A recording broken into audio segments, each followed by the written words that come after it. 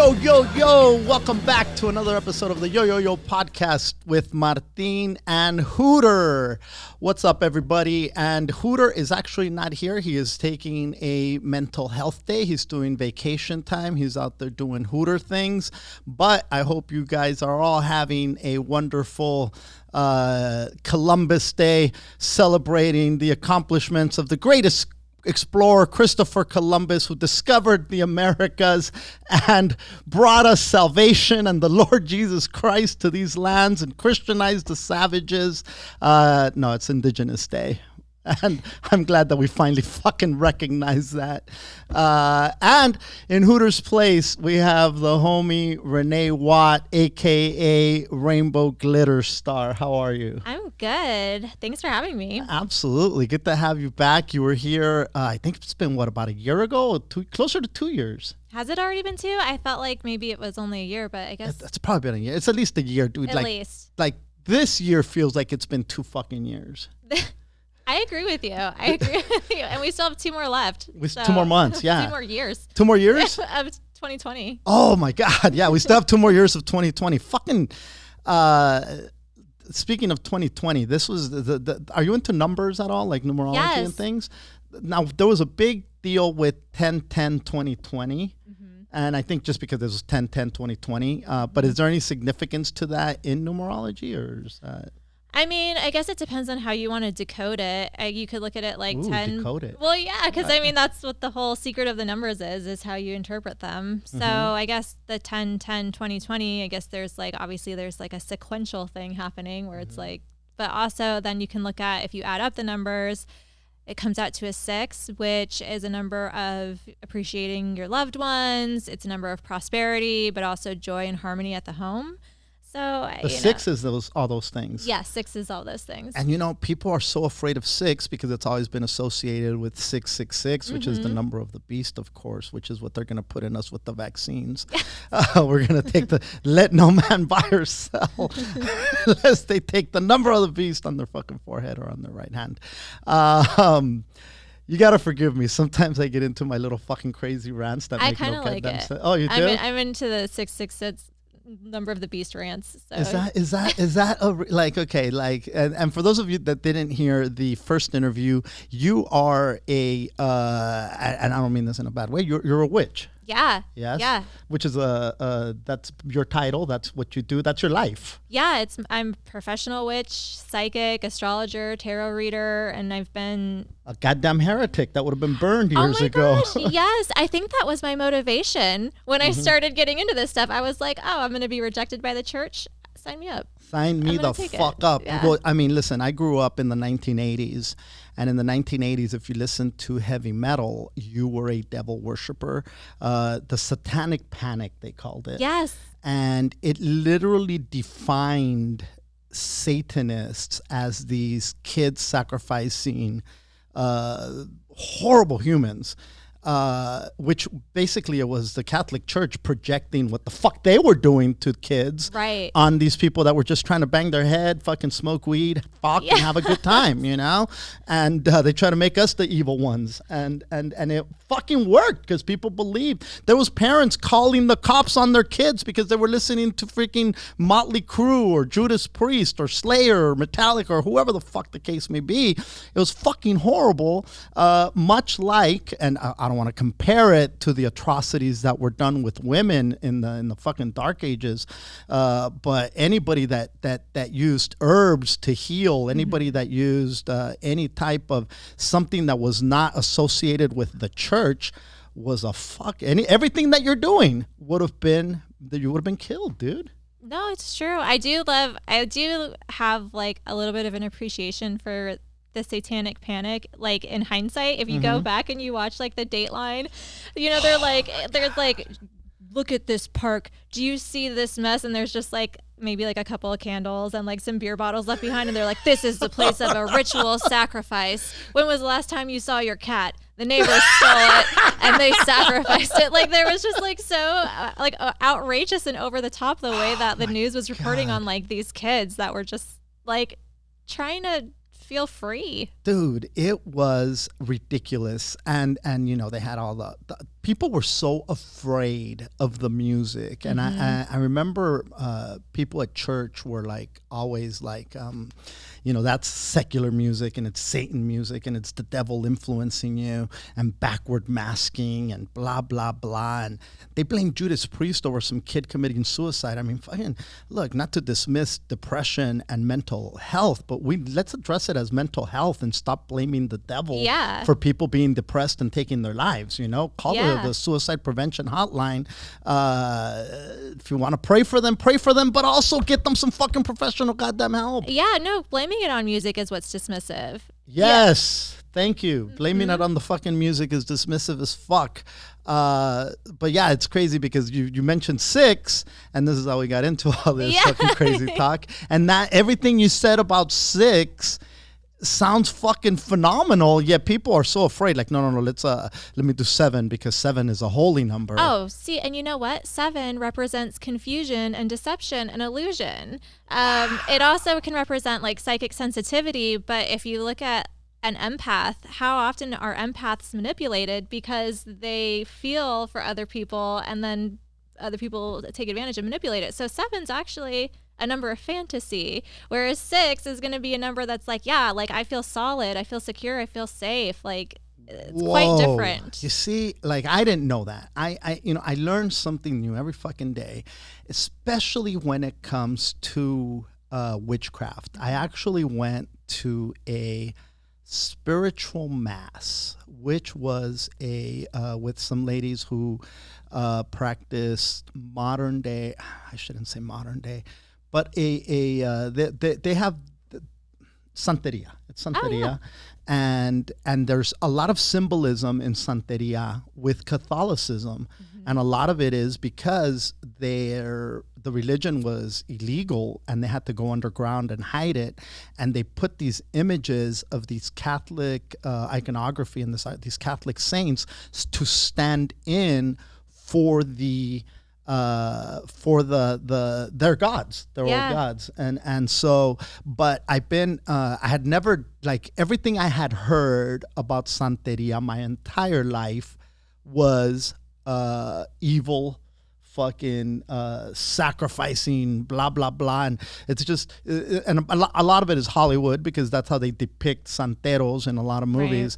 Right. But I was invited to this spiritual mass, and the way that it was conducted was so like nothing I had ever experienced, and the woman who was leading the mass was talking to the ancestors, the dead, the past, the spirits of the past, and the shit that they said to me was extremely personal, extremely powerful. Things that nobody, like, and I've talked about it on a previous podcast, so I'm just giving you a little bit of background to fill you in about how every time I learned something, and it's like, my God, everything I ever thought about this religion was completely wrong, or the spiritual practice rather versus religion.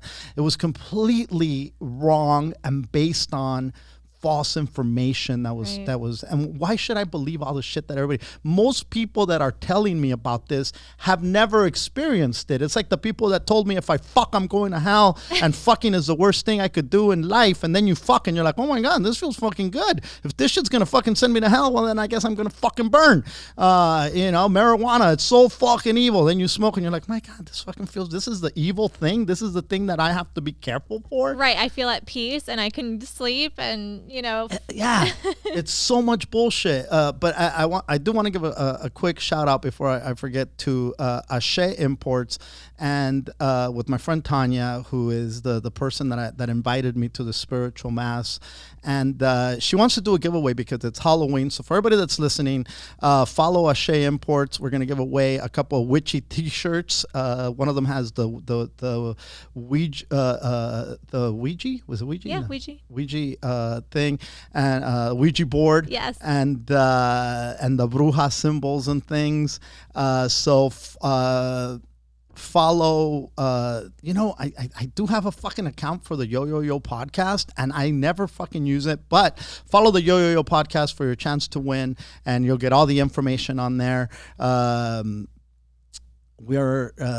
Anyway, I got a little sidetracked here, but lately I've been finding out so many more things about working with herbs and working with essential oils and things that again, people have said, oh my God, that is occult, that is evil. Wait a minute, this is an herb that heals and cures. This is an oil that's by name called an essential oil. Yeah. And you're telling me this is the work of the devil. Now, I'd have to be an ignorant fuck to not question that this is a work of the devil when it's called an essential fucking oil. And it comes from what would be considered God's earth and God's plans. But also the word occult just means, things that are hidden, things that aren't necessarily seen as, surface level information. So people, I think, get scared because cult and occult sound similar, but it's really not that. And I mean, when it comes to essential oils and even working with crystals and things like that, it's well, first of all, we have scientists that have proven that essential oils can, elevate the mood. There are essential oil extremists who are crazy for sure. I took any extremist. Yes, I took an essential oil class so I could be certified in essential oils. And the lady and her husband, they taught it together, but they made us read this really crazy article about this person who had their arm amputated and then used essential oils to regenerate their arm. And okay, I was come on. That didn't happen. That's not a thing that happened. I'm telling you, I went and got my Reiki Master certification, and they were selling me water that cured Legionnaire's disease and things. Really? They tried, yeah. Yeah, see, that's where I have a problem with this industry because you can't go too far. Whenever I'm recommending oils or crystals to someone, I always say, you know what? It could be the placebo effect, but if that's what it is, if it works for you, why do you care? Why does it matter if you want to carry around a little crystal? But I would never tell someone this is going to fix your life. It's this is something that can remind you of what your goals are and how you can basically shift your path to be the person that you fantasize about being. Right. No, you're absolutely right. I think there are no absolutes. Anybody that says, and again, that's the problem with most of these practices, is that there's so little known about them. And there's a lot of misinformation. So it's easy for people to take advantage of unknowing people, which is really fucking shitty. I was talking to my friend Tanya from Ashe, and she was saying that there are some santeros, and because there's so much, because it's shrouded in so much secrecy, they take advantage of people. So there's people that'll go to her for some type of consultation, some type of spiritual work, and she'll say, "Okay, I'll be right back. Have a seat." She'll come in, and there'll be a woman sitting there completely naked, and she's like, "Why are you naked?" Yeah, because the person that I used to go to would make me get naked before they did any type of work.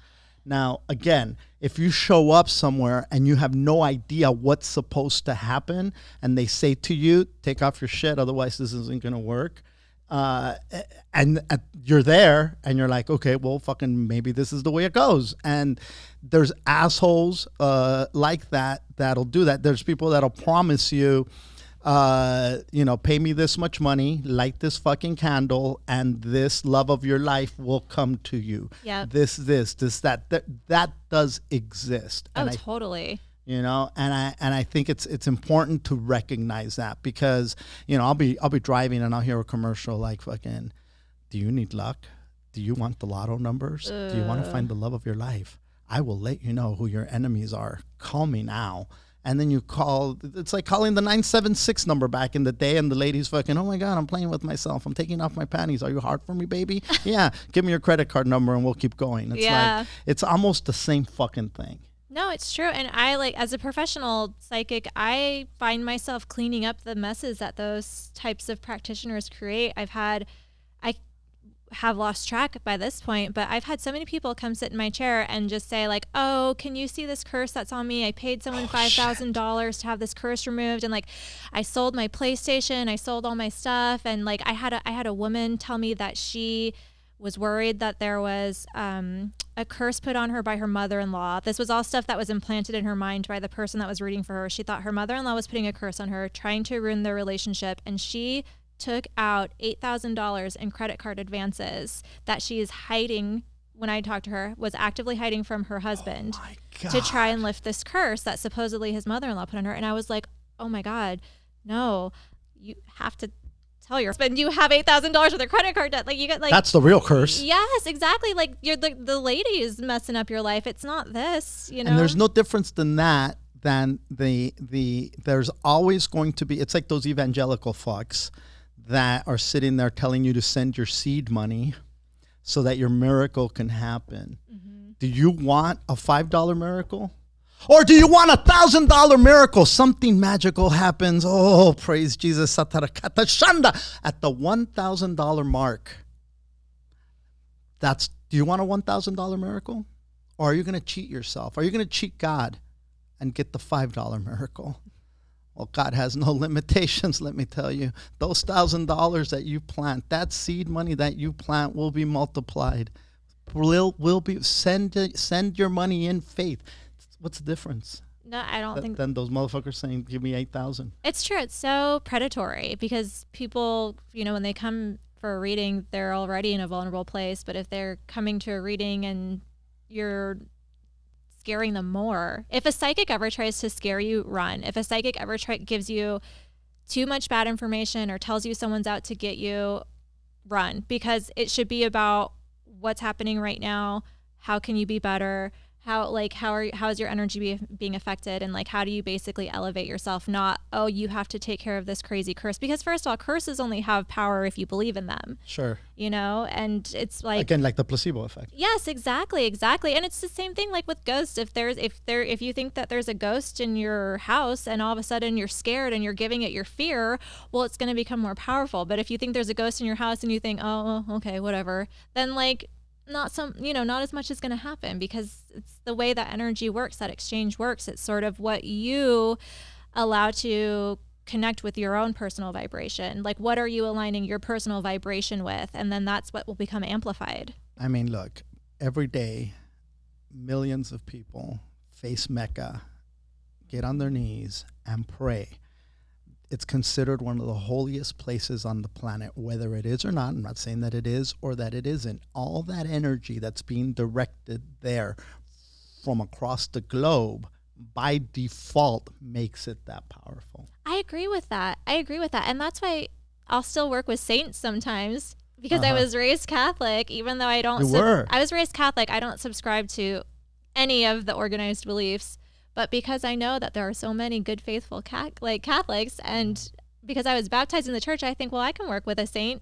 If I want to do some witchcraft and call on a saint, I'll call on a saint. That's interesting. I had a Reiki treatment, which was like a combination of Reiki, a sound bath, crystal therapy, and vibrations. That sounds amazing. It was fucking...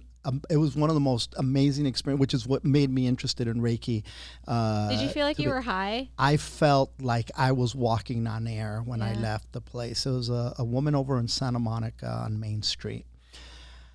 It was just a crazy experience. And towards the end, she started naming off Catholic and Christian image, like saints. She started naming the archangels. Mm-hmm.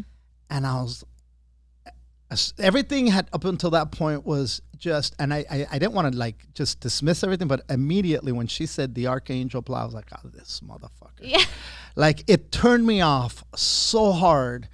And I was just like, what the fuck, man? Everything was so awesome. And then she starts bringing up the fucking archangel, this and the this and the that. Mm-hmm.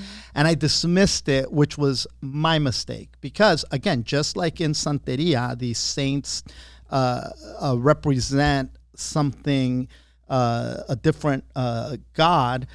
Same thing with these archangels. They're you've got the north, south, east, and west, and the different properties that happen there. And each archangel is positioned or represents that side, right? Like, so Gabriel is the west, and I think Michael is the south, Uriel is the north. Do we say Gabriel? Gabriel is the west, so who's the east? Gabriel, Raphael. Raphael is the east. Okay. Raphael is the east. And so, I'm sorry, yeah, the east. The east is Raphael. And so, but to me, and I shouldn't have, it shouldn't have just, but I've had such horrible experiences with Catholicism and organized religion that anything that even begins to come across as that, immediately like, get the fuck out of here. I don't want to hear it. Yeah, I was that way for a really long time too, until I just started to look at them as archetypes that I could tap into, because I would not touch the Catholic religion in an organized sense with a 50-foot pole. Like, I won't come close to it. If you were a young boy, they would touch you though. Oh yeah, exactly. Exactly. No, totally. But I do like the archetypes, and it took me a while to get there too, basically. Yeah. Now I'm more open to it. And yeah, the like, in Santeria, the San Lázaro, Saint Lazarus is the dude that stands in for Babalu. And now Ricky Ricardo fucking would pray to Babalu on primetime television, which is fucking fascinating to me. Nobody knew, but when you turn off the lights and start banging on that drum and say, Babalu,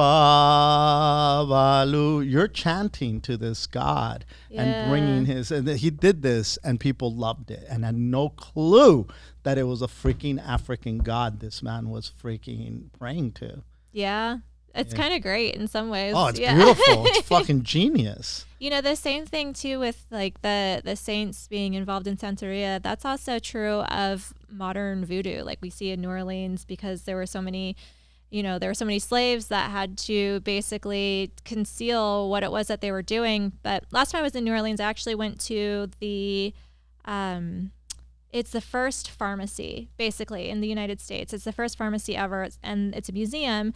And there were basically secret potions that the Catholics could ask for when they actually really wanted like a voodoo mixture. Like Catholics? Yeah, like when Catholics would go to the pharmacy and they wanted actual like voodoo magic good stuff, they would ask for like potion number 9, and that's where love potion number 9 comes from. Really? Yeah. Wow. See, I've been to New Orleans so many times. I've never been to that museum. And that's now on my bucket list. You have to. I love New Orleans. Go the for energy the tour. Is ridiculous. I feel like I'm home when I'm there. Just like as a witch and like a woo psychic person, I'm like, oh, I feel like I've lived here before or something. Do you just go visit, or do you go there for work, or do you go there for what? The first time I went, I've only been there twice. The first time I went, this is when I was doing comedy. I was on like a little bit of a really, really rinky-dink self-propelled tour that. Those are the best. Yeah, and I had a gig fall through, and that gig was like my money to get back home. Like that was I was scraping by. Oh, those are the best. And I mean, it's at the time it's so like what the fuck, but they make the greatest stories later on. I would love to just go pack my car up and travel around for 2 months without any real security net. It was like I felt so great. I had just gotten divorced. It was like so much freedom. Yes, it was like my wild woman time. But because my gig got canceled, I was like kind of stripping and doing comedy across the United States. So that's how I was supplementing the income. I was like, okay, I'll go to New Orleans. I know they'll let me strip for a few nights, and I'll just, because if you're a stripper, you just show them your ID and they hire you. Like that's how it works. You can work anywhere. You don't have to go to an interview. Not really. I mean, sometimes they make you audition. You just like go. You just show up, and they're like, "Oh, you're pretty. You have an ID. Great. When can you start?" But instead of stripping, I saw all these tarot readers on the street, and I had my cards with me, and so I just decided to be a street reader for a couple of days. And I like hooked up with one of the street not hooked up, but like I linked up with one of the street poets who showed me the ropes, and I made enough money to get home. More than I would have made for my gig, and it sort of kicked off my reading tarot professionally, because I had just been doing it since I was 10, but I never thought about doing it professionally, and so it kind of just unfolded that way. Dude, that is fucking awesome. like the fact that you had this skill, this talent that was able to get you money to try, and it's something that you look like, and I feel what you're saying, because as a comic, comedy is the only thing, and I've said this before, and I know I'm sounding like a fucking broken record, but it's the only thing I've ever done in my life that I've never called in sick. I would travel to do just a few minutes of it. I would travel long distances. I would do it for free.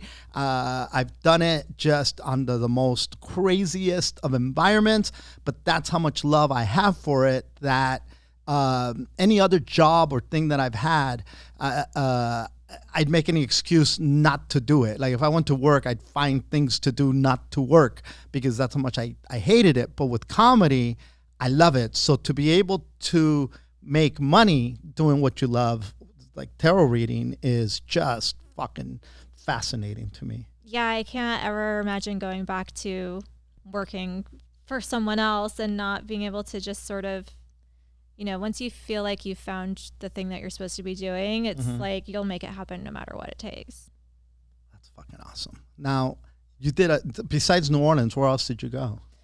On your tour? I was in Albuquerque for a while. I stopped in Tulsa, Oklahoma, went up to Louisville, Kentucky, stayed there for about 2 weeks just because I had a friend. And then that's when I went down I was supposed to go to Atlanta. That fell through. Went down to New Orleans, drove through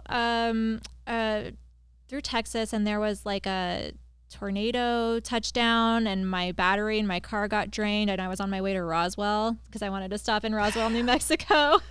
Dude, how long were you married? Oh, God. Well, I was with the guy for 10 years. Because it sounds like you were like, you know what, let me just go. And that was just before I headed up the West Coast, too. After, that was just the first leg. But, yeah, I mean, I did. And I also, I was married and also, a very, had a very serious heroin addiction. So there was a lot. Oh, you had a heroin addiction? I did. Wow. I did. And so I dropped the addiction, and I dropped the husband, and then I was like, all right, let's start doing comedy, and then let's completely unprepared go on the road and see what happens. And then what a fucking dude, that sounds like a goddamn movie, yo. It felt like a movie. I felt great. I felt so happy, and I knew that people were worried about me, but I just had to reconnect with myself, after that much of a shift in such a short amount of time.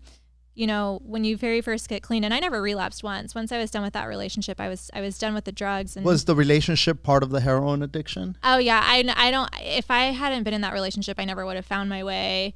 And I take full responsibility for my own choices, but sure. I also am aware of the influences that were happening around me. I also didn't know that I was an empath when I was in that relationship. And because it was so easy for me to quit once he was no longer in my life. And I mean, I didn't go to rehab. I didn't go to NA. I just started practicing witchcraft again and just didn't want it. It wasn't a struggle. It was just, he was done. I was out. I felt like, oh, as an empathic and psychically sensitive person, did I just absorb someone else's addiction? Whoa. Yeah. Now, an empath, is that almost like codependent? It can be. An empath is someone who basically experiences and feels the emotions of other people. And it can be really disruptive to your life if you don't know, if you're not aware of what that looks like or feels like. I mean, people who have anxiety when they're in public places, but they don't mentally feel anxious, where there are physical symptoms of anxiety, but in your mind that you're not feeling uncomfortable about something, you could be picking up on someone else's anxiety. Wow. If you're feeling depressed, but in your mind, I'm not depressed. I have a pretty good life. I never want to cross any boundaries about people's relationships with depression because it's a very serious thing, but also it's worth looking at, well, what happens if I try to do a little bit of meditation and I try to separate my emotions versus what I may be picking up from someone else and see if that changes how I feel about my current situation and how I feel internally. Damn, that sounds so fucking you said so many things right now that it blows me away, because we've met briefly couple times, but I didn't, obviously there's a lot of things that you don't know about me that I don't know about you. Yeah. That right now you're like, I'm just saying, how long were you married? Oh, I was married for, we knew each other for 10 years. That's a big chunk of your life to share with another human being. And then when you do separate from that, to go on that journey that you went on is where my head was at. Like, I'm just thinking to myself, like, wow, how revealing was that to you, like, as far as like finding out who the fuck you are as a human being versus being attached to this other person and being an empath and absorbing so much of that, to all of a sudden be vibrating on your frequency with your own thoughts instead of absorbing somebody else's shit, must have been a huge awakening for you. Yeah, absolutely. And I had a psychic awakening pretty shortly after I left that relationship, and it just, I felt like I had my light back, and I don't have bad feelings towards my ex-husband at all. I think that we were stuck in a toxic cycle, but he didn't do anything to me. You know, we just were stuck in a damaged situation, and I wish him the best, and I have love for him in the way that I can while being healthy. But with that being said, once I moved away from it, I felt like I had my light back. I felt like possibility was back. I felt like freer than I'd felt since I was a little kid riding on my bike as fast as I could. You know, it's just like everything felt bright, and it was like being on a roller coaster or something, you know? Now, you defined empath for us. You've used the word psychic a couple of times. Mm-hmm. You know, a lot of people will associate a psychic with somebody chilling and there's a crystal ball and it's like freaking they're sitting there reading the future or whatever the fuck the case may be. Right. But I feel like the definition of a psychic is a little bit more complex than that. Yeah, and I mean, it really depends on what sort of modalities you use as a psychic, because there are psychic mediums who specialize in talking to the dead. There are animal communicators who talk to animals. There's people who do, you know, a little bit of each, and that's kind of where I'm at. Something might come through. It might not. It could be your cat. It could be your dead loved one. I just sort of let whatever messages want to come through. But I think that, you know, when it comes to being a psychic versus an empath, a psychic to me is someone who has acknowledged that they are an empath and mastered what that means, because once you sort of have it down where you can identify when you're feeling your own emotions versus somebody else's emotions, you can then figure out through meditation and through talking to the other side how to block that, but also how to access that when you want to. So when I'm doing a reading for someone, I take those blocks away so that I can connect. But like you and I, you know, we're connecting on a certain level, but I'm not reading your energy because I want to be in my own body. Sure. And so psychics, they know when to turn it off and turn it on. And then once it's turned on, how am I identifying the feelings that I'm feeling? And how do I cohesively put together what I'm experiencing so that I can deliver messages to the person that is asking for my insight, basically. Wow. So when you did, so like, I don't know, maybe it's redundant here. What kind of psychic are you? Are you able to communicate with people that have passed? Are you able to animals? Are you able to come inside me and figure out where the fuck I'm coming from? Like what is it? Because that's pretty fucking powerful. All those things in and of themselves are powerful. Are you doing a little bit of all of that? Or is there anything that you specifically say, this is my strength when it comes to psychic ability? I would say my strength is channeling people that are alive, that are, you know, part of the reading right now. It could be the person that I'm reading for, or, you know, someone that they're in a relationship with. And if they're wanting an understanding of where this person's coming from emotionally, or if they have communication issues or things like that, like I can feel that sort of thing out. And I have communicated, you know, with the dead. And if someone asks me to communicate with the dead, I'll say, give me their name and I'll see what I can bring through. And I definitely have had results with that were confirmed by the people I was reading for. But once you get into mediumship, I feel like there is less that you can really talk about, you know, and a lot of the times, you know, the other side, people want to know where their loved ones went. And a lot of the times, I mean, it's always different, but some of the times it's people, you know, it's not always good news. I've had people ask like, hey, you know, my friend died, and I'm like, okay, did they kill themselves? Because this is what I was picking up. And she's like, yes, they'd killed themselves. And I'm like, okay, well, this is, I'm using this as an example because it happened recently. And I just felt like, well, you know, this woman that you were friends with has not passed on because she's sitting in her karma. And she was basically in, I don't want to say purgatory because that's just like, that's a Catholic word. You know what I mean? But she was sort of in this space where limbo. like almost like a limbo, where she had to basically learn how to love herself and send love to herself. And so that's where she was, that's where she was learning her lessons still in death. And the girl started crying and she said, I had a dream about my friend and she told me that she hadn't passed on yet. And you're just confirming that for me. And I was like, it's okay, because we're all here. Our souls are all here to learn lessons. And this is where her lesson's at. And now you know. And I just advised her, anytime you can send your friend love, that's going to help her in her quest after death, because that's what she needs to learn right now. She needs to learn love of herself. So anytime you can send her love, it will help her with that.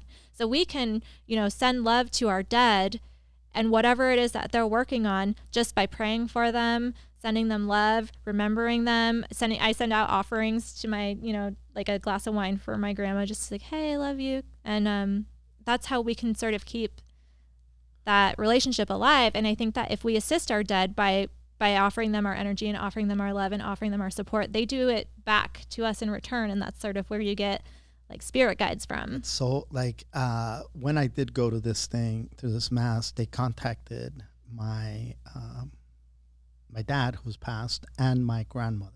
I always felt a connection to my grandmother. My dad, it was a really crazy, turbulent relationship. But my grandmother had a huge influence on me. She died when I was 9, but even in those 9 years, it was fucking huge, even as far as naming me. Did she used to wear a lot of perfume? Yes. Okay, because I shit you not, after I got done with my workout today, I work out in my gym. I was in my backyard, or in my garage, and I was in my backyard, and I was like, why the fuck am I smelling so much perfume right now? And I bet it's him. I bet it's his grandma. And now that's fucking crazy. No, but after, like, and I'd always felt this connection to her. After I went and they did this whole like communicating thing, this medium thing, my I don't want to say my relationship, my communication, my connection to both my dad and my grandma is way more present, way more way bigger than it's ever been. And I credit it to call it whatever the fuck you want, even for the non-believers, again, the placebo effect. If it worked for me, it worked in the sense where now old pictures that I had of them are now out. And I'll put a thing like when you said wine is what it reminded me of, because I had put water for my dad.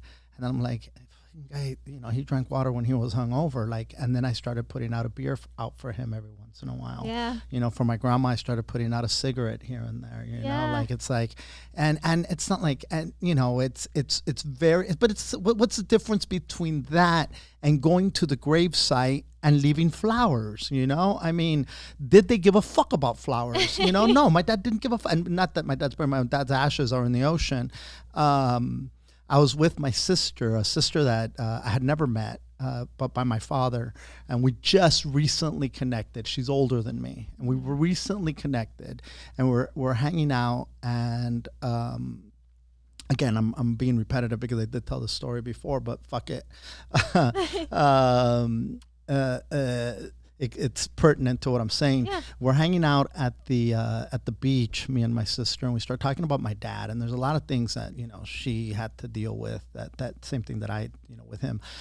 But we're sitting there, and I had told her how he liked Coors beer, and we're chilling at the fucking beach, and all of a sudden, she's opening up and she's being really like emotional and candid with me, and I looked up and I started laughing. And she was like kind of hurt, like what the fuck? And then I was like, and I looked up, and then she looked up, and it was one of those planes with the advertisements, and it said Coors on it. Oh my gosh. And I was like, get the fuck out of here right now. That is crazy, And call it a coincidence. Absolutely. Is there advertisements for Coors at the beach when you go to the beach? Yeah, but there's also for Bud Light, for Budweiser, for Miller. Yeah. It happened to be that at that moment, The fucking Coors one flew by as we're talking about my dad. And then we're going to walk over to Venice.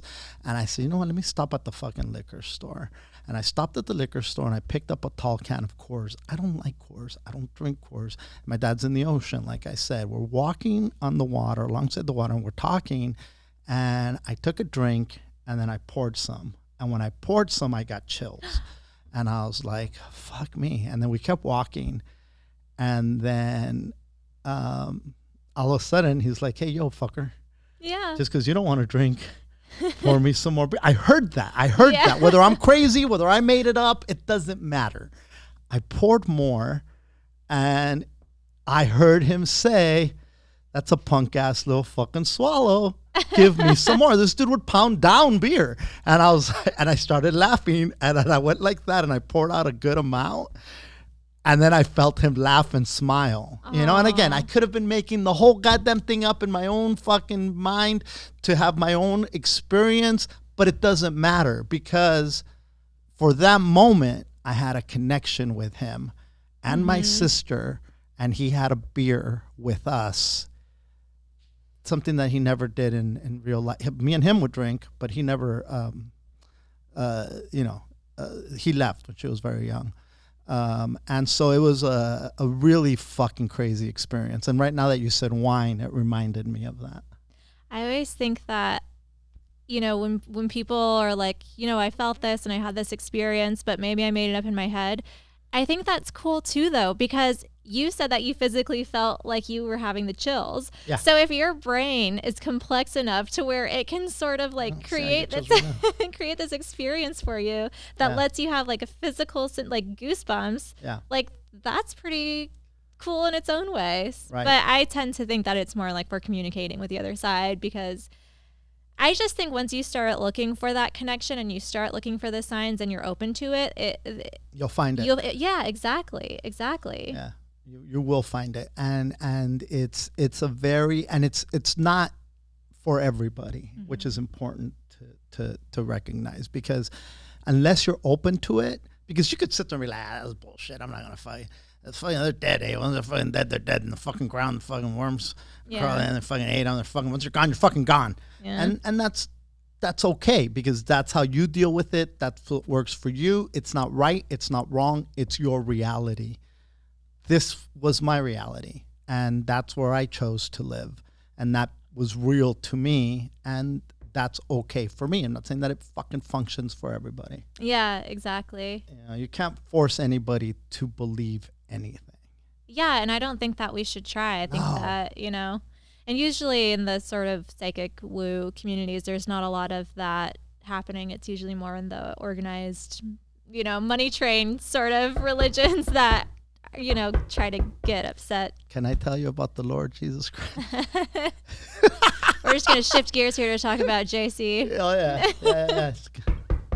Yeah, I know it's Saturday. It's early. You're probably hungover, but I thought I'd come and ask you about Jesus.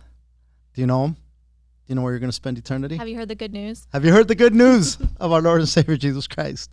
I don't know what good news. The fact that he got crucified for you motherfucker. He died for your sins. It's great news. He died for your sins. Yeah. Isn't that fucking beautiful? Oh, Satarakata Shanda. Tarot card reading. Yeah. Now, is that part of being psychic as well? Is that a different practice in and of itself? Do you have to be a psychic and an empath in order to read tarot cards? Or can any monkey go to Barnes & Noble, buy a pack of tarot cards, and start reading tarot cards? Yeah, I mean, I think anyone could read tarot cards and sort of understand what the different meanings are. But there's a skill that comes to reading tarot, and I think that people who read them that are intuitive are the ones that you're going to get the good readings from, because when I do a spread, I initially start with 10 cards, and it's whatever I'm channeling from the other side that's sort of explaining to me which cards are more important and how the cards are talking to each other.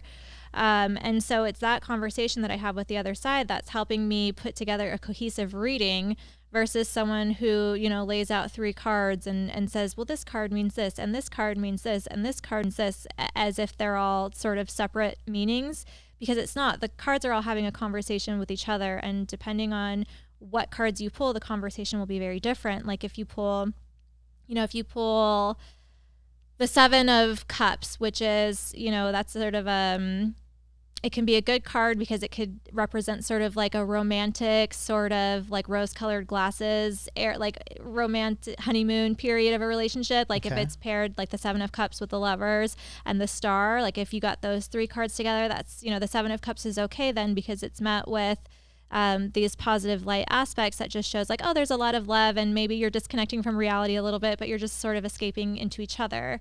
Because remember, 7 is deception and Cups is emotion. So it's deception and fantasy. So if you get the 7 of Cups with like the King of Swords and the Devil, then I would be like, well, actually your boyfriend is a really smart guy, but it looks here like he's kind of manipulative and he's good at sort of talking you out of your own feelings to kind of direct you towards his own narrative and what he wants things to look like.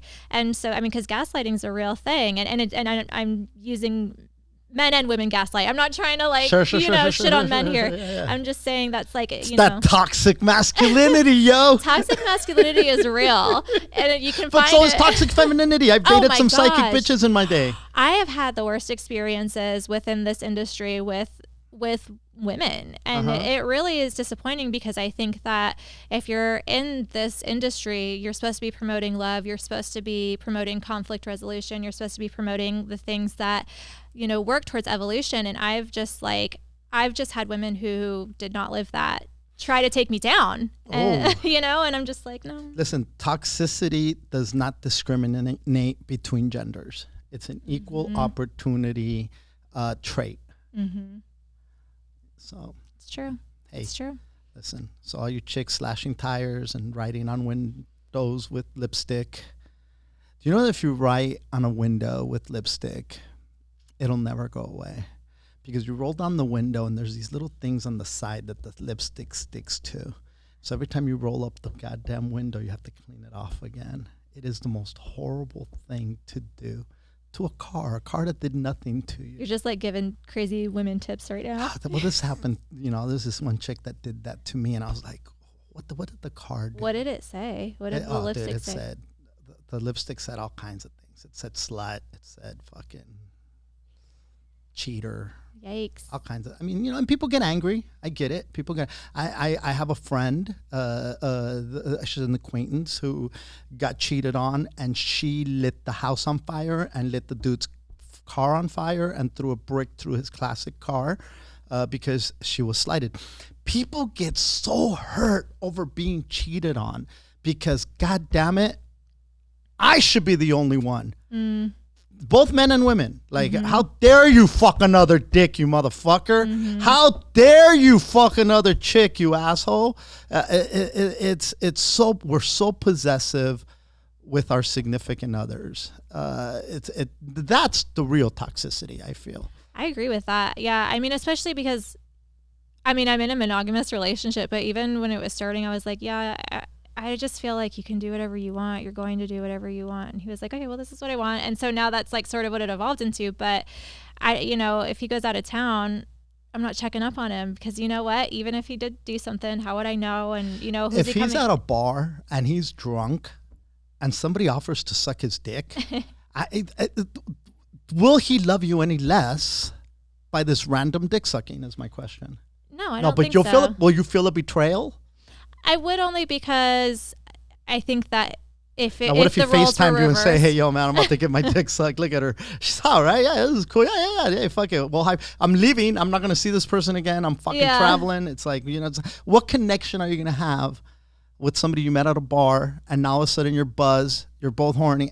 To me, I don't think it's that big of a deal, but that's just me. Maybe because I'm a toxic male. I don't know. I think it just depends on what, like, what sort of guidelines you and your partner put down as the relationship is developing, and being open about like, hey, you know what? I go on the road and sometimes I need to blow off some steam and blow off some steam. Look at that analogy. But yeah, just, like how you just have to be open and honest with each other. But I do agree that there are, people are possessive in their relationships, and it's not good. It's not good. And the shit that you do in jealous rages, there's a lot of people doing life in prison because of a jealous rage. I think that anytime anyone acts out with the intent to hurt someone else, especially when it comes from an emotionally charged place, nothing good ever comes from it. You end up looking crazy. You end up not, you know what I mean? Like, you end up perpetuating toxicity, when it's like you could just take all that energy, you could cut ties, and you could reinvest that energy into yourself and become such a badass that this person will be regretting for the rest of their life that they wronged you. Wow. That sounds better to me. And we've said toxic. I think I've lost count of how many times we've said toxic. We today. need a toxic. But every time we say toxic, take a shot. Take a shot, exactly. Every time you hear the word toxic or toxicity or anything TOX, take a fucking shot. And I think it's such an overused word in today's culture that it almost loses power now when you hear it. And it's used by both men and women. It's like, oh my God, that is such a toxic environment. Oh my God, that is so toxic. Oh my God, blah, blah, blah. Oh, fucking the chicken McNuggets are so toxic. That's true. They are.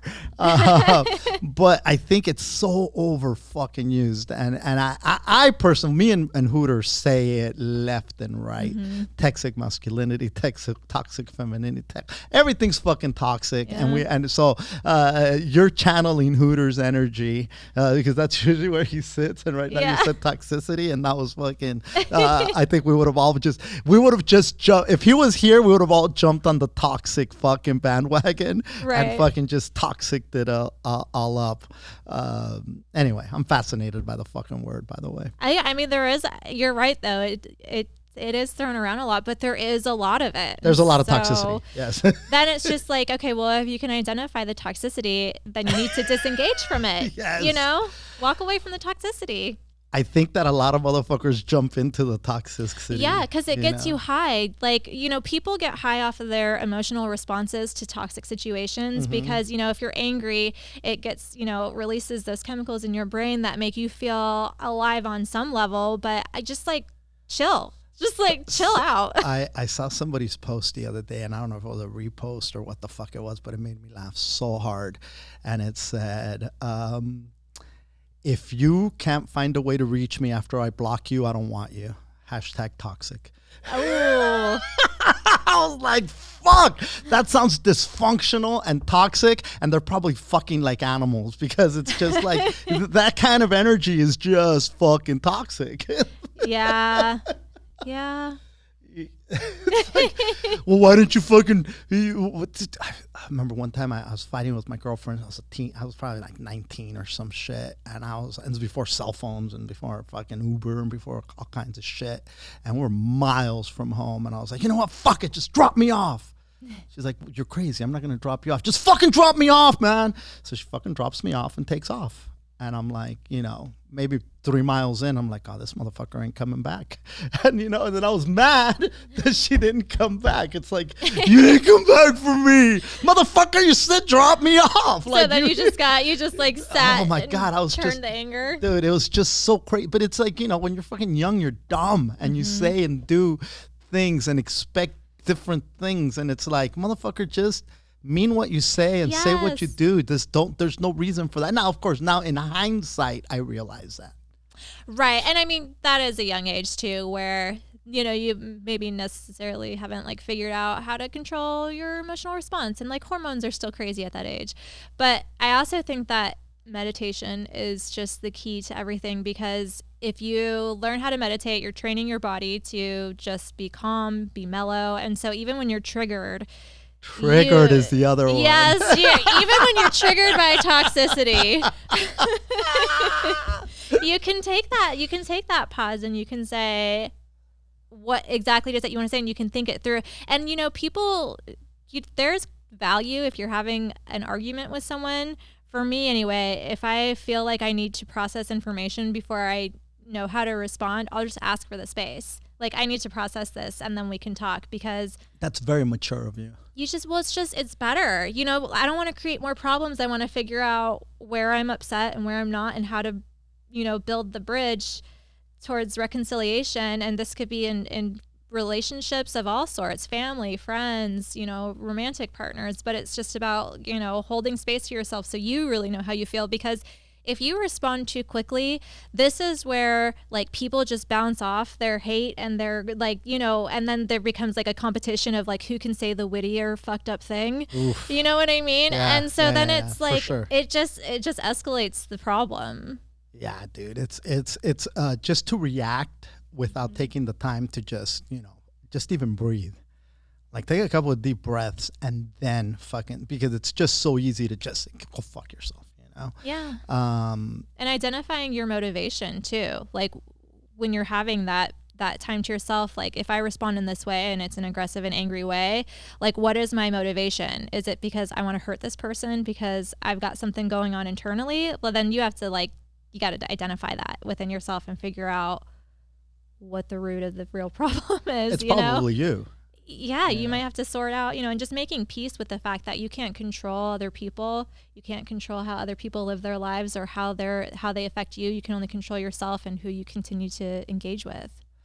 I want to ask you about magic. Of course. And, you know, what, like, you know, not your fucking abracadabra, here's a goddamn rabbit. Magic with a K. Yeah, with a CK, right? Yeah, CK. Mm-hmm. What is magic? What forms of magic is there? And you know, the old school, you know, the was it the Golden Dawn? Yeah, it was the Golden Dawn and the Lima and all that. Like what the people that were like conjuring up these gods, you know, and summoning, you know, the Egyptian gods, and who is it, Lilith, and working with, like when people say I'm working with Lilith, I'm working with Hecate or whoever the person is. What is, like, you know, and maybe this isn't a fair question, but can you like just expand on that, because I'm probably speaking Chinese to a lot of people. Yeah, well, I mean, they're all kind of just different systems that you can work with. If we're looking at the Golden Dawn specifically, there's a lot of, I haven't studied the Golden Dawn myself, but I have worked with other witches who were in the Golden Dawn or are in the Golden Dawn. And there's a lot of ceremonial magic and planetary magic and like calling corners. And there's just like a very specific way that you go about you know, creating your tools. They work with a pentacle and a chalice and a sword and a wand, which represents the elements earth, air, fire, water, which represents your emotions, your thought process, your will, and then tangible things and money. So there's like symbolism that goes into everything that is done when we look at ceremonial magicians. But even in like modern day witchcraft, where a lot of people call themselves eclectic witches, eclectic witches, which is a little bit of a buzzword that like some of the occultists I know have like an issue with, which I understand because it's become trendy to be a witch. Oh yeah, well, Harry Potter. Yeah, literally, there's a Harry Potter generation of witches out there. And no, there totally is. And I don't mean that dismissive or but that literally created a culture of people that would have never looked into it had they not grown up with those books. No, it's true. It's true. And I think I think that as long as you want to call yourself a witch and have good intentions and try to manifest your dreams, I don't care, and do whatever you want. But it's good to have a system to work from. So if you're looking at planetary magic, where that each planet has a different archetype, I like planetary magic because I work with astrology and I write horoscopes and stuff like that. And so like Jupiter is the planet of luck and expansion. Mercury is the planet of communication. Mars is, it's aggressive, but it's also sex and passion and your will. The moon's going to be your intuition, but also your emotions. Venus is going to be love and harmony and grace and beauty. So, you can have all these different archetypes to sort of choose from. And then you would basically, if you wanted to do something for Mercury, because you have a podcast interview that you're about to do and you want to be able to communicate yourself well, you would do like maybe burn an orange candle because the color orange is affiliated with Mercury, and then you would maybe put some mint next to your candle as an offering because mint is affiliated with communication and Mercury and things like that. And so that's when you have a system where you know why you're using these herbs, you know why you're using these colors, and it sort of just creates a little bit of a blueprint for spell casting. But there's so many. Like spell casting, that just sounds so intimidating. Like, oh, you're going to turn somebody into a fucking frog, or you're going to curse somebody, or you're going to do this. Spell casting, just to cast a spell, doesn't necessarily mean it's a negative connotation. And I think that a lot of people do associate, like, oh, they're going to cast a spell on you. And sometimes they are. Sometimes they are casting a spell on you. I have cast spells on other people, and I think that you end up fucking yourself up more than you fuck up the other person. Like, especially if you're doing a love spell on someone, it creates a little bit of an obsessive headspace where you're watching this other person and you're reading into the way that they're talking to you and communicating with you because you're looking to see if your spell worked. And like sometimes love spells can become too intense for the other person and it pushes them away. And then, if you're trying to hex someone, I don't ever put hexes on people. I always put like karma on people. So if I think someone's messing with me, I'll do a karma spell to just be like, you throw anything at me, you're fucking yourself. So like you know what I mean? Rubber, your glue, whatever I say. Yeah, exactly. So back to you. What bounces off me goes back to you. Exactly. In a way more. Yeah. Oh yeah. I amp it up. I'm like, you're coming for me? All right. Have fun with that. Like that type of a thing. But if you're trying to hex someone, you don't know what kind of protection they have on themselves. So you could be screwing yourself. So just focus on your own energy. Don't try to change anyone else's unless it's like, you want to send them good health and you have their permission, things like that. Love spells are always what a lot of people are seeking. In Spanish, they have these candles called ven a mí, come to me. Mm-hmm. Like I'm going to light this and this person's going to come to me. There are people that do this thing called, and I don't know if I mentioned this the last time you were on, but they do this underwear tea, where women will boil their fucking underwear and give the tea water to the person that they're trying to get to fall in love with them. Now this is in some Latino cultures. I don't know if any other people do it as well. I mean, there might be some Europeans that do it as well. Ooh. I don't know, but that is pretty fucking powerful, dude. Like, here's the essence of my fucking, my most intimate parts in this tea. Fucking drink it.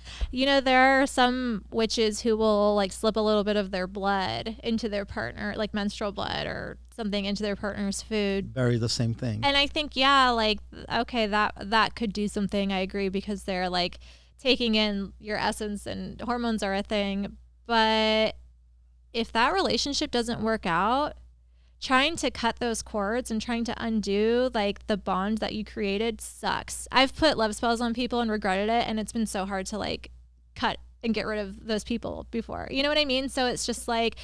So you've done spells so somebody falls in love with you? Yeah, stuff like that. Yeah, and then it doesn't work out the way you're envisioning it, and then to try and get that person to leave you alone or not be a part of your life, or even to not feel something for that person anymore, because when you're amplifying the love, you amplify it within yourself as well. And so just don't do it. It's not a good call. If you have to do some sort of a love spell, I would just rather try to enchant a man and do like glamour magic on yourself, try to do attraction magic on yourself so that you're pulling in versus like trying to force a bond. Whoa, that was deep. Yeah, no, that's that. And that makes a lot of fucking sense. You can't make anybody fall in love with you. I think you can definitely create a connection, for sure. Not necessarily a positive one, a lot of times. We're in a different time. Last time we talked, the world was a lot, I don't want to say normal, but we lived in a whole different world. COVID hit early this year, and it changed everything drastically. Has it affected your profession, your life? Are you able to do readings still? Did you have to cut those off? Because I figure that a lot of your stuff is probably in-person contact. How has it affected you, and what have you done to kind of like fucking, move forward? Luckily, most of my readings are done through Zoom or Skype, just because. Even before COVID? Even before, because I reach most of my clients, or I make most of my client connections through like my own personal podcast or, social media and things like that. And not a lot of the people that I read for are actually based in Los Angeles. But the store that I work from once a week closed down for a while. And so I do have a little bit of a client base here that I see in person that we had to adjust and do things over Zoom. Now I'm taking clients in person once a week. but it's like under different circumstances. It's more spread out. We're sitting further apart from each other, and I don't let people touch my cards. But I think that I didn't really, I think there were a couple of weeks where I had a little bit of a dip in clients, but then I felt like it kind of escalated because I was going to say there was probably a rebound effect for people just trying to find shit, get answers. Yes. And I think that's the thing. People are feeling really lost right now, and they're looking for their path forward. And so for that reason, I've had a lot of, and relationship problems still exist too, which is always a big question on people's minds. So luckily I've been very, very blessed in that sense that I've been okay. You mentioned your podcast, which is Witch Doctorate, correct? That's my OG podcast, Witch Doctorate, that I release. That's how I got started, and there's a lot of information about astrology and witchcraft. And now I just release it at the beginning of every new sign. So I basically will do like horoscopes for Libra season, and then on the 22nd, Scorpio season starts, so I'll release an episode there. But I have a new podcast out called The Glittercast. The Glittercast. Mm-hmm. Now, what is the Glittercast? So far, I've only released, tomorrow will be my 4th episode. I've had Cassandra Peterson on, who plays Elvira. Fucking love, dude. I was fascinated by Elvira. Oh my gosh. I grew up watching Movie Macabre and just listening to. She was so funny. She's so fucking funny. She is, and she bought a haunted mansion. What? And has all these crazy stories about like how the house is haunted, and she ended up selling it to Brad Pitt. So I've got like her crazy ghost stories. I split it into 2 parts because then we also talked about sort of like how she manifested her life and her secrets to manifestation. And then I had is she a witch? I tell her she's a witch. I think that she's not necessarily like going into ritual or like and it's such a personal label that I wouldn't want to put that on her for her, but she does believe in manifestation based off our conversations and has had like a very interesting, crazy life. You'll have to listen to the episode to hear. Glittercast. Yeah, the Glittercast. Then I had this amazing color magic practitioner, Sarah Potter, on, and we talk about how you can use colors to manifest, your goals based on, and it can just be, color magic ritual, or even like the clothes that you wear, the colors that you wear on any given day. And again, it kind of comes back to like the meaning behind colors and how it can affect your own personal energy and how you align your vibration with your goals.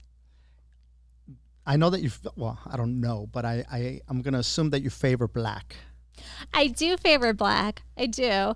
And when you talk about color manifestation, is that part of that? I asked her what her opinions were on that, and she, because if we look at people who wear black, it's kind of like people who tend to kind of fade into the background. She had mentioned that a lot of waiters wear all black, and a lot of people in the service industry wear all black as like their uniforms, and it's sort of like a kind of like a blending in sort of thing. And I am a Scorpio, so I kind of do like to be like the mysterious, secretive type of person. So I think it's just like people who value their privacy, people who don't necessarily want attention, wear a lot of black. And I also like it because it's neutral, I think everything I owned at one point was black. That's everything I owned. Pretty close to where I'm at. I think within the last few years, I started fucking with colors. And I ended up gravitating towards green a lot. Heart chakra. Is that what the heart chakra? Mm-hmm. Okay. So I started fucking gravitating towards green, and I'll wear green t-shirts. Now, when it comes to my boxers, they used to all be black. Mm-hmm. And now they're with red, fucking yellow, orange. Orange and red and green are colors that I just started incorporating, which is, I don't know, there was no rhyme. It's just what I was attracted to. You know? And I don't know what those like what like when you said green is a heart chakra, orange is another one that I've just like okay, fucking orange. I like orange. I'm attracted to orange and red. So orange, it depends on if you're taking from the like planetary colors, like planetary magic colors or chakra colors, which is, I usually tend to lean more into the chakra thing unless I'm actually doing a spell. But with orange, that would be the sacral chakra. So that's going to be like creativity, but also like a sense of security within just like your creative endeavors. But it's also sex. And then red is the root chakra. So that's like our connection to reality and just feeling present, but also feeling okay, like accepting and grateful of whatever the current situation is. Wow, I got to listen to that episode then. Does she touch on all that stuff? Oh yeah, we go through all the colors of the rainbow. And I've got, on Tuesday, I'm releasing an interview with an astrologer, Kyle Thomas, and he writes for Cosmo and things like that. But we talk about soulmates and twin flames. Oh, come on, man. And all kinds of fun stuff. Soulmates, yeah.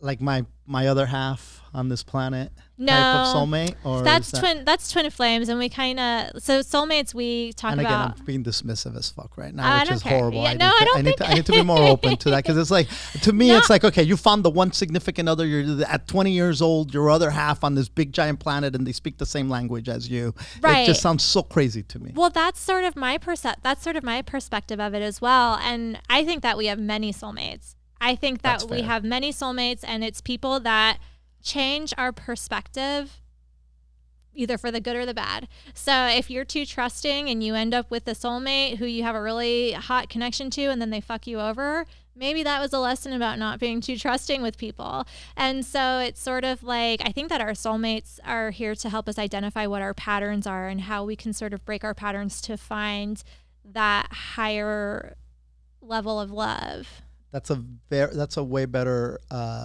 definition of soulmate than I think I've ever heard. I'm way more open to be accepting of that versus, oh my God, I found her. I think that's a dangerous way to look at it, because then people can get in their head thinking, oh, well, I think I fucked it up with my soulmate, so I'll never have a chance to love again, or I'll never meet my soul. You know what I mean? And so it's just like, why put the pressure? Why put the pressure on it? I found a lot of soulmates late night after a few drinks. Yeah, dude. Why not? Connect with so many people after a few drinks, both male and female. Soulmate doesn't necessarily equate to intimate relationships. There's a lot of connections that you can have with people in a very deep way.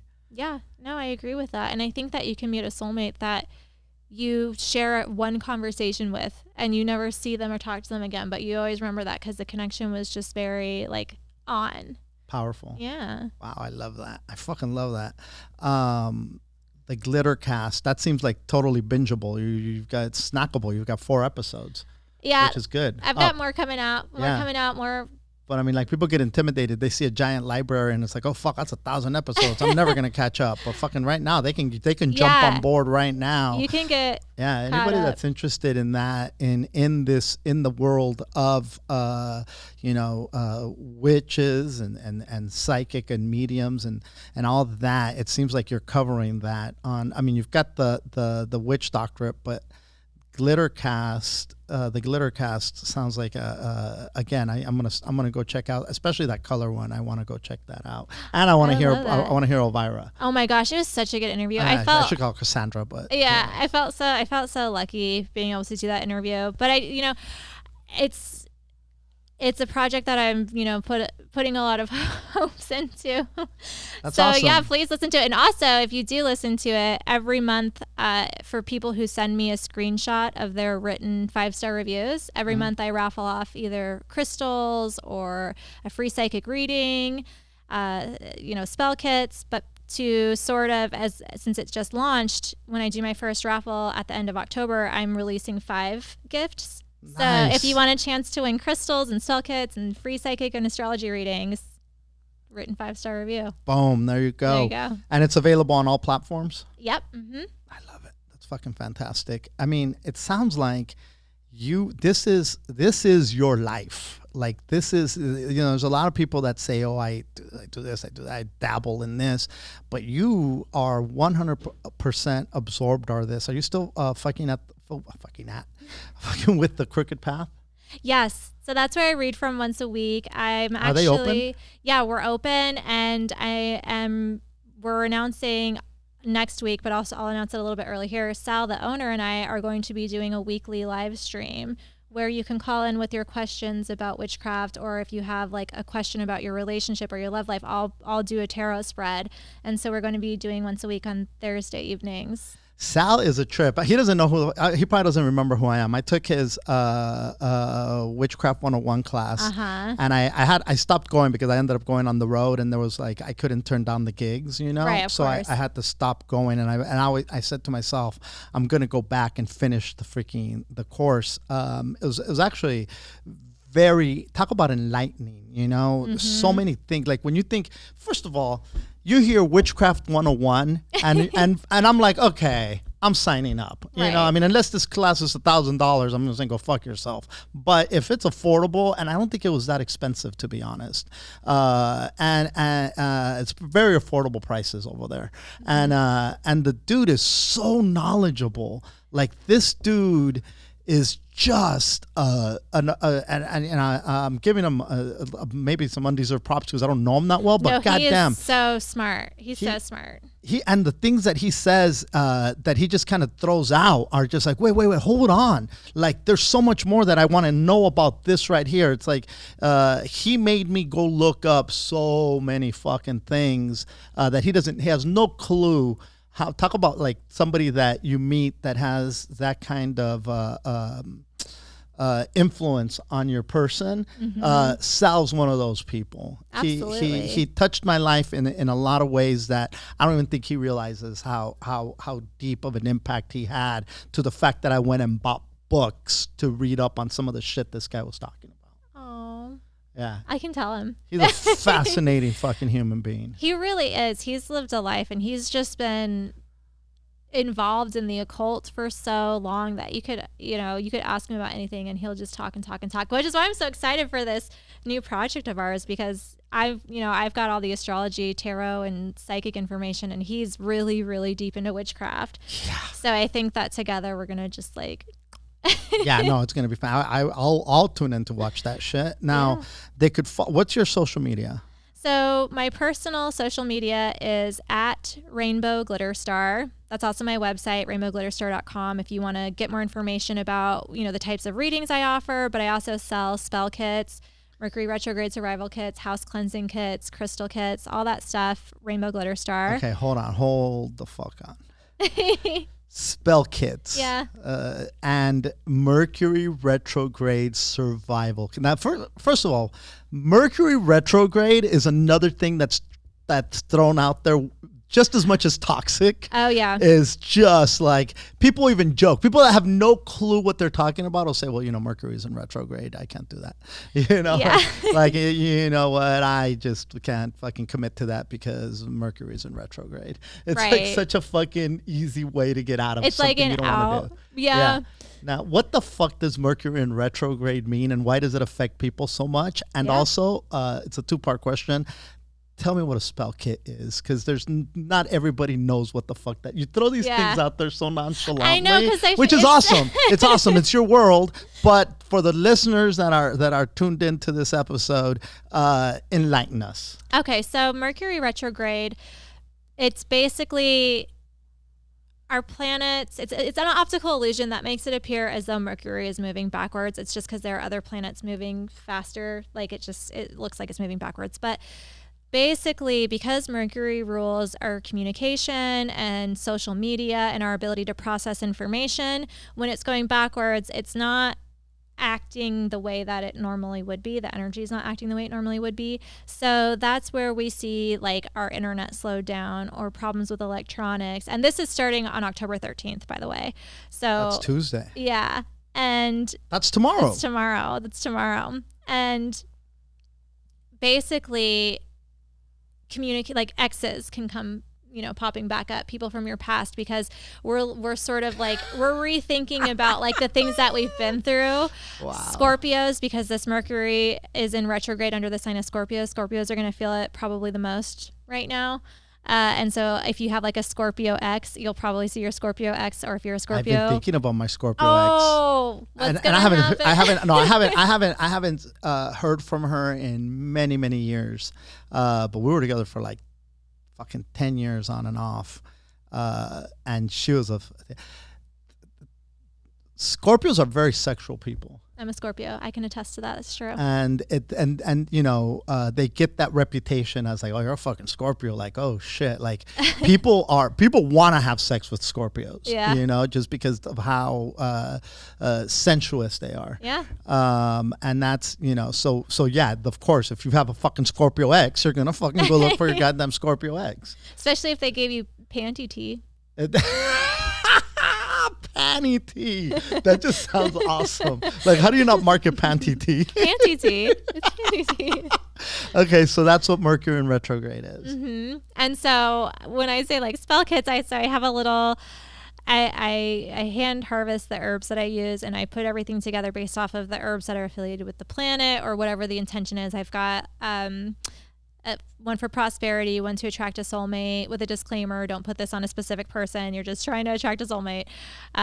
Healing and health and energy, house cleansing kits. But it's basically just I take all of my knowledge of witchcraft and I give you the tools that you need, exactly what you need. I cleanse people talk about cleansing their tools before they use it. I cleanse them, I bless them. It's all ready to go. You just pop it out of the box, read the instructions, and you've got a spell.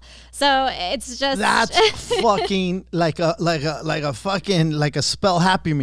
It's a spell happy meal. Yeah. And if you're looking to get into crystals, I have 2 different crystal kits, and they each have 9 crystals in each kit. But I've gone through and I've thought about, what are the things that I use the most myself. I have one kit with a dinosaur tooth, which is good for connecting with ancestors. One with a meteorite in it because, meteors. This is a real dinosaur tooth? Oh, yeah. It's a real dinosaur tooth. Yeah. The fuck did you get a dinosaur tooth? The Gem and Mineral Show. I went to the Gem and Mineral Show and found they've just, surprising amount of dinosaur teeth out there. How much is a dinosaur tooth? I can't remember what we paid for them. I think if you were going to get one like at a store, you could probably spend around like, I don't know, $8 to $15 depending on where you're at. But my kit, that seems like a bargain for a fucking dinosaur tool. Right. Well, for a dinosaur tooth. My kit's only like $33, and you get a dinosaur tooth and a meteorite and a meteorite and 6 other crystals. What are the other crystals? I'm trying to remember off the top of my head now. I have 2 different crystal kits, so they start to sort of like bleed into each other. Yeah. Wow. Do you carry crystals with you? I do. I have some in my bra right now. Do you? Yeah. What do you have? I've got Golden Beryl because it's affiliated with the solar plexus. This one you can find in one of my kits, and this one as well.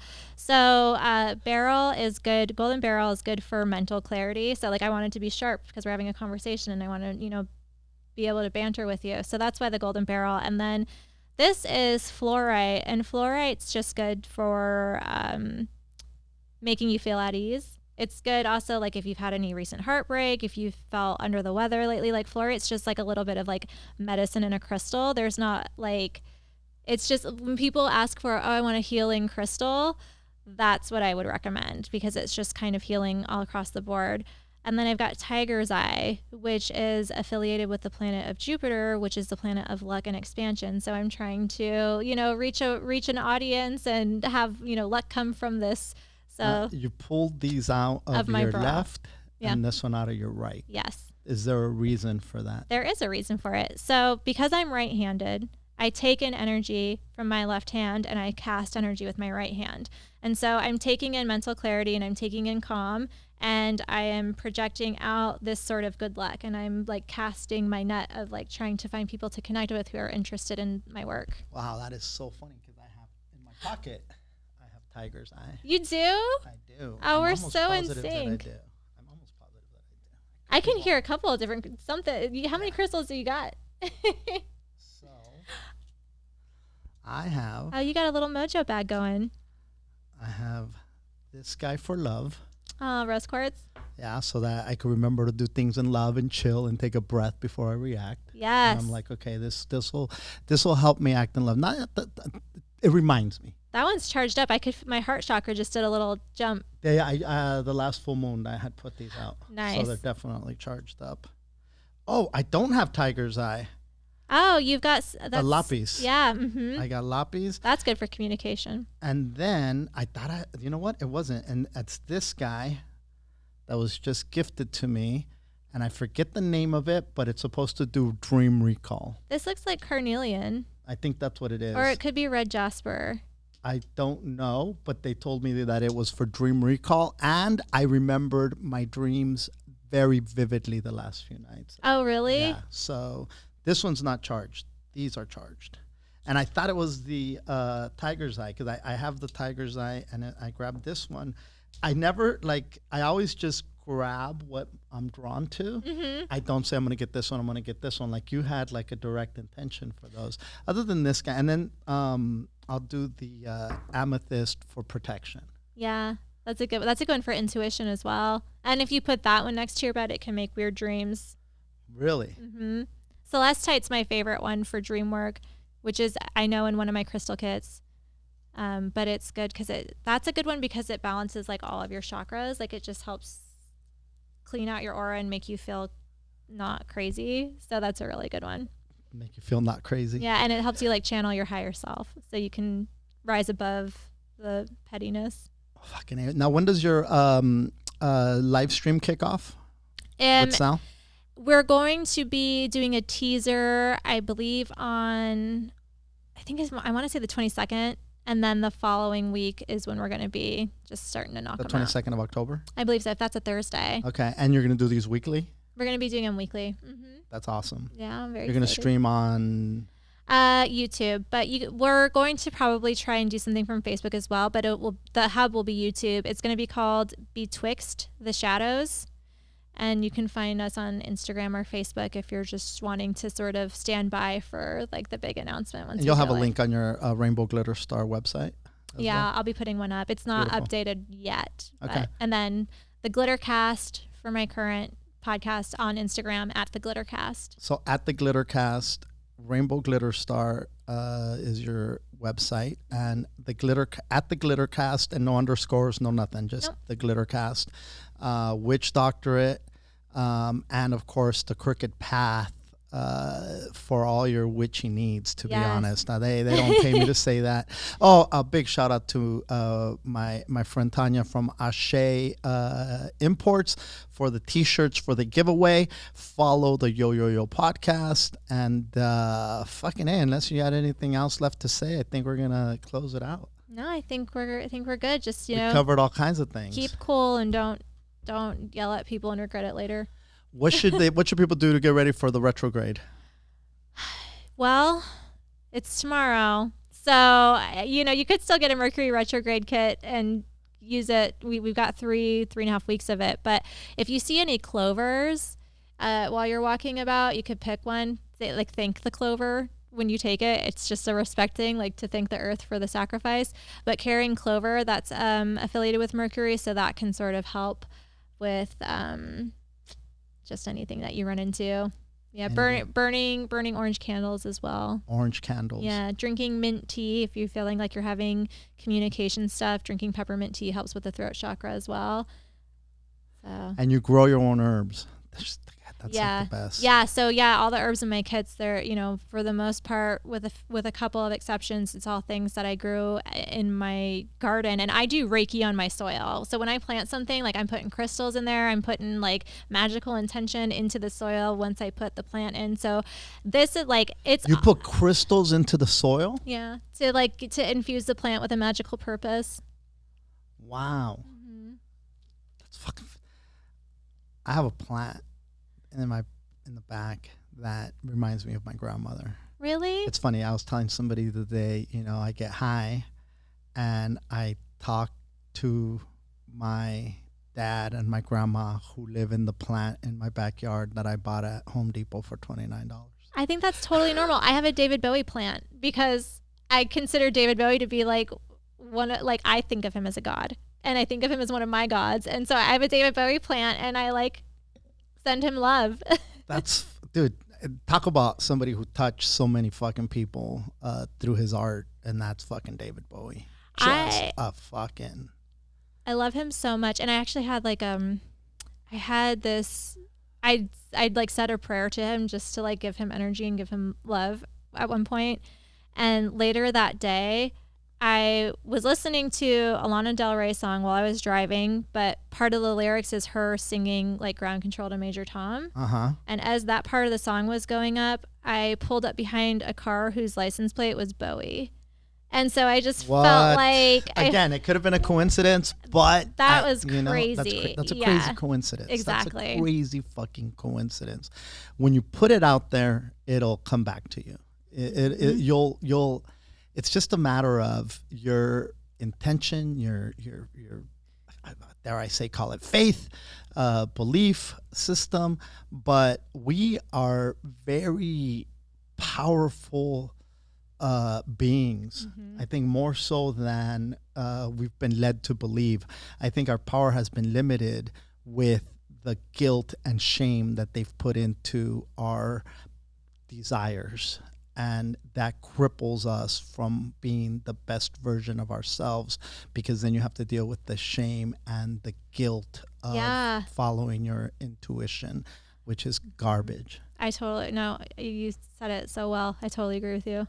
So thank you for coming on. Thank you for having me. We're gonna get you on the Glittercast soon too. Yes, let's. Would love to go on the Glittercast. And I just thank you for coming. Thank you for sharing your information, your wisdom, your insight, your energy. You're fucking a great fucking human. You know we love you here, and you have an open invitation anytime you want to come. Please do.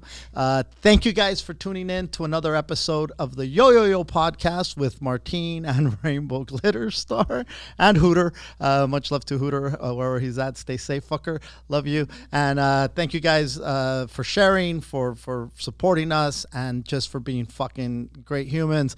Thoughts and prayers, Satarakata Shanda, and many fucking blessings to you fuckers. Love you. Peace. Peace.